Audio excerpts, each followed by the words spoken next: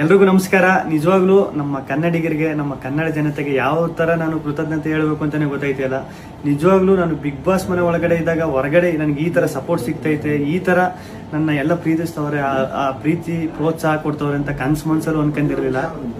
ಸಖತ್ ಖುಷಿ ಆಯ್ತು ಆಚೆಗೆ ಬಂದಾಗ. ಇನ್ನೂ ನನಗೆ ನಾನೇ ನಂಬಕ್ಕಾಯ್ತಿಲ್ಲ. ಆಮೇಲೆ ನನಗೆ ಸಖತ್ ಖುಷಿ ಆಗೋದೇನಂದ್ರೆ ನಮ್ಮ ಯೋಧರಾಗಿರ್ಬೋದು, ಅವರು ವಿಡಿಯೋ ಮಾಡಾಕ್ತಾರೆ.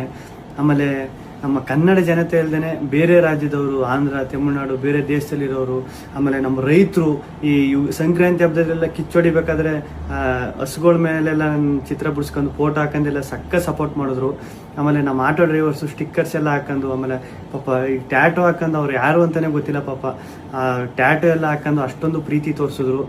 ಒಬ್ರು ಇಬ್ರು ಅಂತ ಹೇಳೋಕ್ಕಾಗೋದಿಲ್ಲ, ಚಿಕ್ಕ ಮಕ್ಕಳಿಂದ ಹಿಡಿದು ದೊಡ್ಡವ್ರವರೆಗೂ ಅಷ್ಟೊಂದು ಪ್ರೀತಿ ಪ್ರೋತ್ಸಾಹ ಕೊಟ್ಟು ಈಗಲೂ ಕೊಡ್ತಾ ಇದ್ದೀರಿ. ನಿಜವಾಗ್ಲೂ ನಾನು ಬದುಕಿರೋವರೆಗೂ ಇನ್ನೊಂದು ಸಖತ್ತು ಆಶ್ಚರ್ಯ ಆಗಿದ್ದು, ಖುಷಿಯಾಗಿದ್ದು, ನಮ್ಮ ಮೀಡಿಯಾ, ನಮ್ಮ ನ್ಯೂಸ್ ಚಾನೆಲ್ಗಳು ಅಷ್ಟೊಂದು ಸಪೋರ್ಟ್ ಮಾಡಿದ್ರು ನಂದು. ಆಮೇಲೆ ನಮ್ಮ ಸೋಷಿಯಲ್ ಮೀಡಿಯಾದಲ್ಲಿ